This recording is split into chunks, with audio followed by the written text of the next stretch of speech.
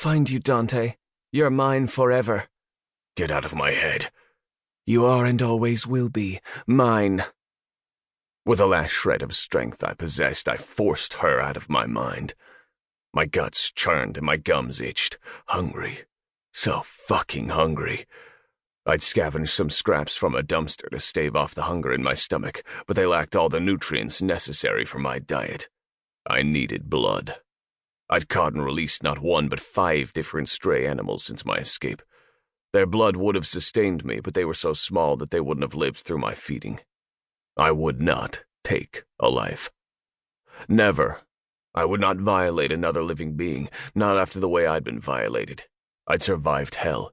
I could go a few minutes longer to find a source that wouldn't require killing something. I hid in the shadows, avoiding all the night commotion of Bourbon Street.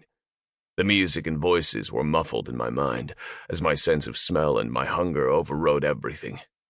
Humans slid by, each taking the shape of a giant beating heart. I breathed through my mouth so as not to be tempted by the earthy and unique scent each one possessed. But the fact remained. I had to stop one of them. I had no choice.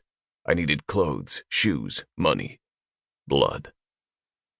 When I pounced on a homeless man so ravenous that I was able to glamour him into submission, I promised myself I'd only take his garments and cash. But the pulsing artery in his neck proved too delicious to resist. Only a few drops, just enough to get me to a better source, just enough. The itching in my gums intensified as my canine teeth elongated. I suppressed a growl so as not to draw attention from anyone. Before I punctured his skin, though, a beaming light shone in my eyes. "Hey, you there. What's going on here?" I quickly retracted my teeth and shielded my eyes against the illumination. The man was dressed in jeans and a leather jacket, but he held up a badge. A cop. A fucking cop. I inhaled. Dark chocolate, blackberry, and copper. Testosterone plus a sliver of milky estrogen. A really good-smelling cop.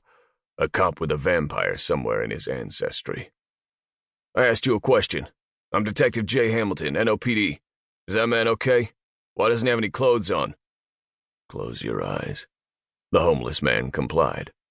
"I don't know, Detective. I found him like this." "Looks like he's out cold. I'm going to need to ask you a few questions, sir." Despite the heat of the night, a chill swept over the back of my neck. I suppressed an urge to look behind me.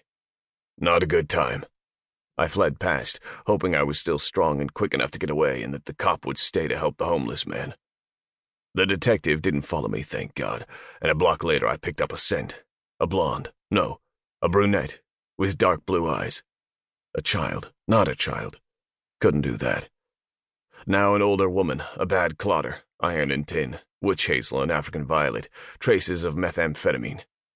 The tingles in my gums began again. Blood. Lots of blood in a cramped space.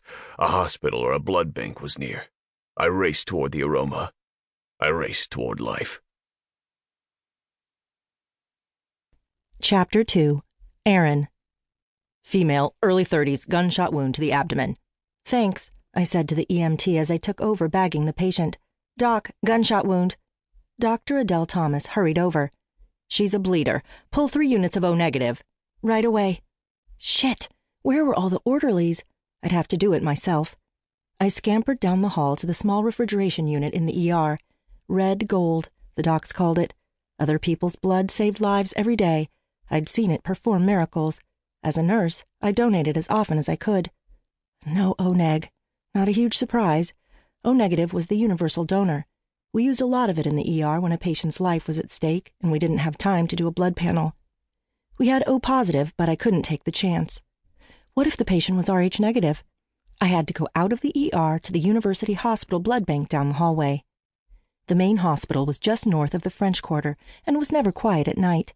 I hoped I could get the blood and return quickly. The door to the refrigerated blood bank was wide open. Not overly unusual, though no one but the ER staff would be grabbing blood in the middle of the night. I walked in cautiously. Ah! The high-pitched scream had come from me.